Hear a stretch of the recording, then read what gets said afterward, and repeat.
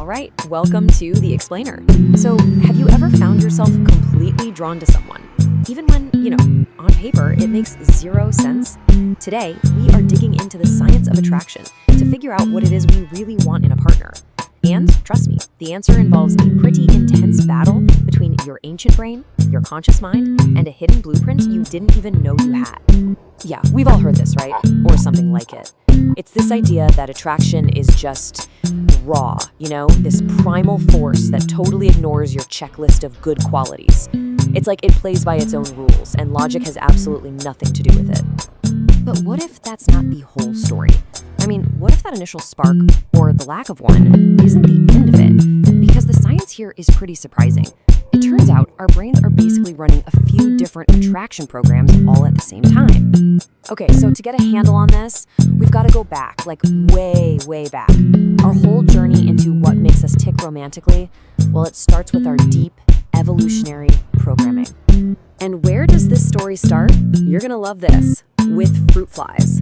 I know it sounds weird, but a study way back in 1948 on these tiny insects actually gave us one of the first huge clues about the rules of mating across the animal kingdom. So that study led to something called Beekman's principle. And here's the gist of it. Think about the biological investment. For females, producing eggs and carrying offspring is a massive deal, right? A huge investment of energy. Because of that, they've got more to lose from a bad choice, so they naturally become super selective. But for males, who typically invest less biologically, the game is different.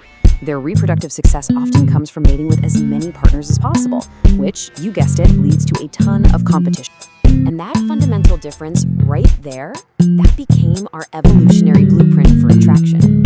Over thousands and thousands of generations, these pressures for survival and reproduction literally sculpted what we find desirable. So what does that look like for us humans? Well, a massive study across 37 different cultures found that these patterns are incredibly consistent. Look at this. Sure, everybody wants mutual love and attraction. That's number one across the board. But then you see those evolutionary pressures kick in. Men pretty consistently prioritized youth and physical attractiveness, which are strong biological signals of fertility. And women, with that bigger biological investment, they prioritize things like a partner's dependable character, emotional stability, and their earning potential. All things that are crucial for successfully raising a family. Okay, but here's where the plot thickens. That evolutionary compass, it's not the only thing guiding us. In fact, there is often a massive gap between what we say we want and the people we actually fall for. To really dig into this gap, a huge recent study looked at, get this, over 10,000 people. We're talking 43 different countries. It's one of the biggest studies ever done on what we look for in a partner.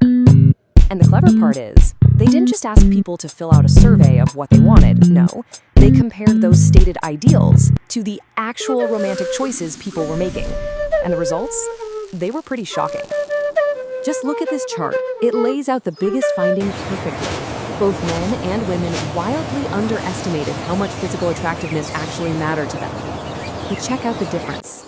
For women, the gap between what they said and what they did was more than double that of men. What does that tell us? Well, it suggests there's probably a really strong social pressure to downplay how much looks matter, even when our brains are hardwired to notice. And then the script totally flips when you look at earning potential. Here, women actually overestimated how important it was to them compared to their real choices. It really seems like what we're told we should want, by society, has a huge influence on our conscious preferences. And it creates this major disconnect with our actual desires.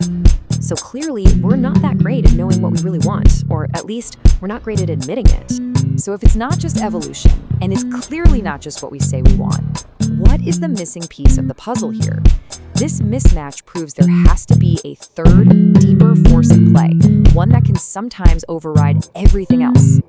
And that missing piece, it's not found in our ancient past, but in our personal past. The answer is hiding in our earliest relationships. This brings us to something called attachment theory. The basic idea, pioneered by a psychologist named John Bowlby, is that the emotional bond you form with your primary caregivers as a baby literally creates a template for all of your future intimate relationships. Yeah, you can think of it like a blueprint for love that's stored deep in your subconscious. It's this internal map forged in your earliest years that tells you what to expect from intimacy, how to feel safe, and what emotional support is supposed to look and feel like.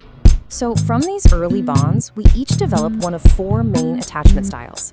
If you had consistently caring parents, you might be secure, totally comfortable with closeness. If care was inconsistent, you might develop an anxious style, where you crave intimacy but are terrified of being abandoned. If your needs were often dismissed, you might become avoidant and see closeness as a threat to your independence. And then there's disorganized, which is a confusing mix of wanting to be close but also being scared of it. These aren't just personality types, they are our fundamental strategies for how we do relationships. And this is the missing piece. This is what explains that huge gap between what we say we want and who we choose. We are so powerfully drawn to people who fit our personal blueprint. Our subconscious is always looking for what feels familiar, even if that familiar feeling is painful or unhealthy. This drive for emotional familiarity is so strong, it can easily make us choose someone who ticks none of our conscious boxes for looks or status.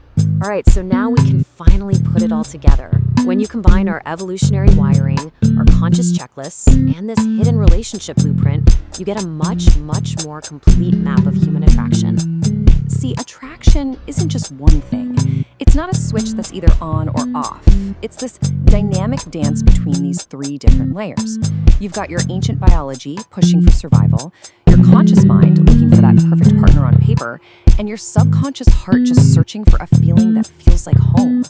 And sometimes these 3 parts are in perfect harmony, and other times they're pulling you in completely different directions. And you know, this isn't just some interesting theory. Understanding this map has huge real-world implications. In fact, modern couples therapies like emotionally focused therapy are built on this very idea. They help people figure out their attachment blueprints so they can understand the real root of their conflicts and consciously build the secure, loving bonds they actually crave. Which leaves us with one final big question for you. Knowing all this, knowing that attraction is working on all these different levels, who are you really attracted to? If you look past the primal instincts and you look past the social checklists, what does your own personal blueprint say about what you're truly searching for? The answer might just surprise you.